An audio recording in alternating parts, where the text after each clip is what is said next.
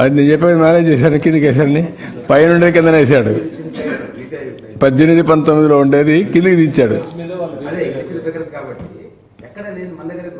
అందుకే నేను ఆ స్లైడ్ చూపించాను. గ్రోత్ రేట్ చూపించండి ఒకసారి. నేను చూపించిన దాంట్లో గ్రోత్ రేట్ ఉంది ఇయర్ వైజ్. తెలంగాణ, ఆంధ్ర కూడా ఉంది. వెళ్ళు ఇంకా నెక్స్ట్. ఒక్క నిమిషం. 13.07, 15.10, 13.47, 14.86. ఇక్కడికి వచ్చేది 18-19 వచ్చే కొందికి 11.14. ఇక్కడ 20-21 5.7, 19-20 5.97. ఆ 2 సంవత్సరాలు మ్యానిపులేట్ చేశారు పైది. ఎస్, అందరిది అక్కడ చేశారు. అక్కడ కూడా -1.020. కింద నుంచి ఆ ఫిగర్స్ మీరు మాకు పంపండి అని చెప్పి తెప్పించారు. కొంతవరకు వాళ్ళు కూడా వెరిఫై చేస్తారు, కానీ కరోనా సమయంలో వెరిఫై చేయలేదు సార్. ఓవరాల్గా నీతి ఆయోగ్ రిపోర్ట్ కావచ్చు, ఇప్పుడు మీరు చెప్పిన మొత్తం చూస్తే వైజాగ్ స్టీల్ ప్లాంట్కి మనం ఏ విధంగా రివైవ్ ప్యాకేజ్ అడిగామో, ఆంధ్రప్రదేశ్ ఆర్థిక పరిస్థితి గురించి కూడా రివైవ్ ప్యాకేజ్ అనుకోరే అవకాశం ఉందా సార్? నిన్ను పంపించాలి ఇప్పుడు నెగోషియేటర్. అలయన్స్ ధర్మంలో ఏమన్నా వస్తాయేమో చూడండి. నిన్ను పంపించాలన్న నెగోషియేటర్గా నువ్వైతే సరిపోతావు కాదు. ఏదైనా మనం 18 రాష్ట్రాల్లో మనం ఒక రాష్ట్రం, 29 రాష్ట్రాల్లో మనం ఒక రాష్ట్రం గుర్తుపెట్టుకోవాలి.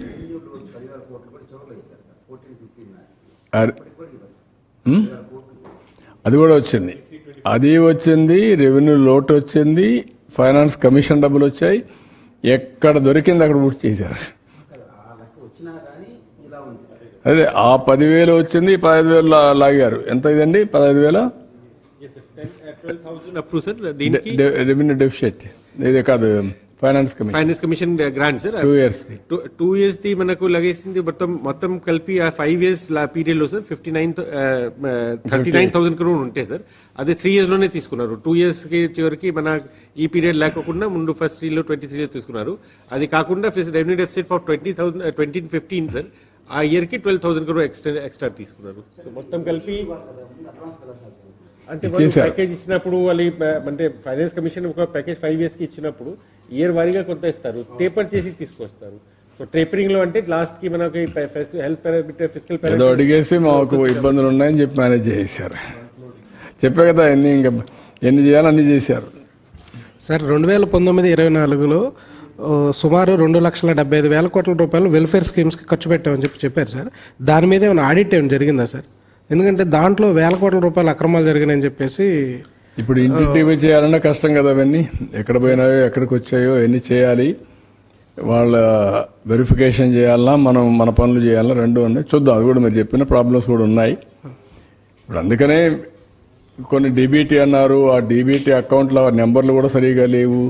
ఇప్పుడు ఏదైతే ఎన్పిసిఐ అకౌంట్లు కూడా లేవు మా దగ్గర. మనం చూసాం 10% ఇక్కడ రాకపోతే ఫ్లడ్స్లో పంపిస్తే నాకు 3-4 times పట్టింది. ఇప్పుడు ఎన్పిసిఐ అకౌంట్స్ అన్నీ అప్డేట్ చేస్తున్నాం. నేషనల్ పేమెంట్ గేట్వే కింద మొత్తం వచ్చినట్టన్నీ కూడా కార్పొరేషన్ ఆఫ్ ఇండియాది మొత్తం అందరి అకౌంట్లు ఒక 10 రూపాయలు వేసి వాళ్ళ అకౌంట్లో వాళ్ళ నెంబర్లను అప్డేట్ చేస్తున్నా. సో దట్ ఎప్పుడన్నా అర్జెంటుగా పంపించడానికి 24 గంటలు నేను పని చేసుకుంటూ 13.5% గ్రోత్ వచ్చినా నేను చెప్పలేదు కాబట్టి అందరూ అనుకున్నారు ఇది అందరూ చేస్తారులే, ఎవరు వచ్చినా ఇంకా బాగుంటుంది అనుకున్నారు. ముంచేసే కొందికి ఇప్పుడు అర్థమవుతుంది. అందుకని 93% స్ట్రైక్ రేట్ ఇచ్చారు. కానీ ఇబ్బందులు ఒకటేసారి అధిగమించలేం కదా. జరిగిన నష్టాన్ని ఇంకా 10 ఏళ్ళు పడుతుందా, 15 ఏళ్ళు? వారు చెప్పిన ఇప్పుడు 9,75,000 వడ్డీ కట్టాలా, రీపేమెంట్ చేయాలా, మళ్ళీ ఆదాయాన్ని పెంచాలా, మళ్ళా వెల్ఫేర్ ఇవ్వాలి. It is a extra Hercules task. దాన్ని అధిగమించి మళ్ళీ ముందుకు పోవాల్సిన అవసరం ఉంది. బట్ వేరే మార్గం లేదు. నన్ను చాలామంది అడిగారు, చాలాసార్లు అడిగారు, మీరు సెట్ చేయగలుగుతారని అడిగారు. అనుమానం. ఎకానమిస్ట్ అడిగారు, వీలవుతుందా, మీ వల్ల అవుతుందా, ఇవన్నీ అవుతాయా అని అడిగారు. వేరే ఆప్షన్ లేదని చెప్పాను నేను. There is no option. కానీ విజ్డమ్ ఒకసారి కొన్ని పనిచేస్తాయి.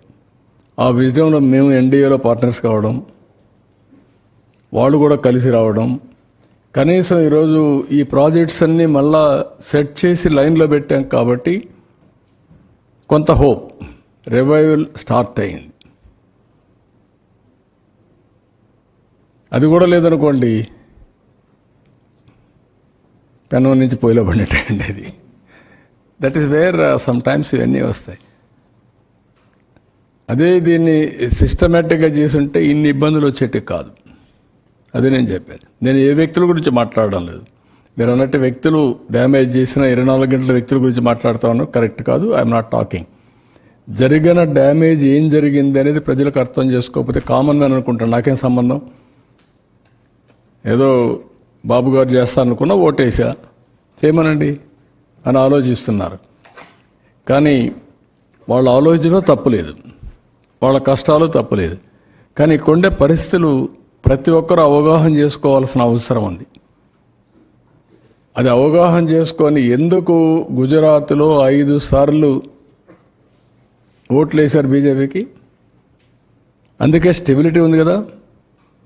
పంజాబ్ ఓట్లు మార్చుకుంటే వేశారు, ఏమైంది పంజాబ్ ఇప్పుడు? అదే మరి పంజాబ్ మార్గం వెళ్ళి కానీ గుజరాత్ కూడా వేసి ఉంటే ఒకసారికి అయిపోయేది. అది కూడా పంజాబ్ గుజరాత్ని పంజాబ్ చేసేవాళ్ళు, 2 బీహార్ చేసేవాళ్ళు. అంటే సార్ ఒకటి 5 సార్లు 6 సార్లు ఓట్లు వేయటమే కాదు, ఆ లీడర్ని బట్టి కూడా ఉంటుంది. వెస్ట్ బెంగాల్లో 5 సార్లు ఇచ్చారు, అక్కడ మరి వెనకబడే ఉంది. కేరళలో ఉన్నాయి, అంటే ఎగ్జాంపుల్స్ ఉన్నాయి. బట్ ఆ లీడర్ ఎలాంటి పాలసీ తీసుకుంటున్నారు అనే దాని మీద అదేమా, దానికే నేను ఏమన్నానంటే 30 ఏళ్లు జరిగిన డెవలప్మెంట్, ఆర్థిక సంస్కరణలు వచ్చిన తర్వాత ఆ రాష్ట్రాల్లో జరిగిన అభివృద్ధి అంతా వైట్ పేపర్స్ వచ్చాయనుకోండి, ఎవరి పీరియడ్లో పెరిగింది, ఎవరి పీరియడ్లో తగ్గింది, ఎవరు పతనం చేశారు అనేది చూపించారనుకోండి, అప్పుడు ఐడియా వస్తుంది కదా. 30 ఏళ్ళు చేయండి, ఎవ్రీ 5 years పెరిగింది, 6 సార్లు 30 ఏళ్ళు చేద్దాం. ఏ పార్టీ రూల్ చేసింది, ఏ వ్యక్తి రూల్ చేశాడు, ఎట్లా ఇదయింది, ఒక క్లారిటీ వస్తుంది. దేశం మొత్తం రావాలి. We are trustees to the people. మనం ట్రస్టీస్గా ఉండి రాష్ట్రాలని వాళ్ళ జీవితాలను ఆడుకోవడం కరెక్ట్ కాదంటాను నేను. ఇప్పుడు నేనేమంటానంటే, ఈరోజు 10 రూపాయలు ఎక్కువ ఇస్తున్నామని ఇష్టానుసారంగా మాట్లాడి అసలు జీవితాంతం పేదరికంలో సఫర్ కావాలనా? Is it right? శాశ్వతంగా నేను పేదరికంలో పెడతా, నీ కర్మను అనుభవించు అనే పరిస్థితి రావడం కరెక్ట్గా. సంపద సృష్టించాం, వచ్చింది నేను దోచుకుంటా, 10 రూపాయలు నీకు ఇస్తా, లేదంటే 1 రూపాయి నీకు 10 రూపాయలు నాకు.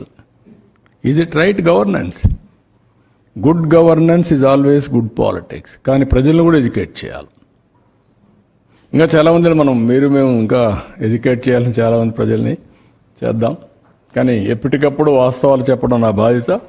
అందుకే చెప్పాను, అట్లని చెప్పి ఏం భయపడడం లేదు. Will revive, will work hard. అందుకే నేను ఇచ్చిన విజన్ కూడా నిన్న కూడా మీరు చూస్తే గవర్నర్స్ రిపబ్లిక్ డే స్పీచ్ కూడా రొటీన్గా లేదు, చూశారు మీరు. మేము అది ఇచ్చాం ఇది ఇచ్చాం చెప్పలేదు. 10 ప్రిన్సిపల్స్తో ఏ విధంగా రాష్ట్రాన్ని ట్రాన్స్ఫార్మ్ చేస్తామో, నిన్నేం జరిగింది, ఈరోజు ఏం జరుగుతుంది, రేపేం జరుగుతుంది, ఆ విషయాలే ప్రజలకు చెప్పాం. That is where we are educating, we are taking to the logical conclusion. Thank you.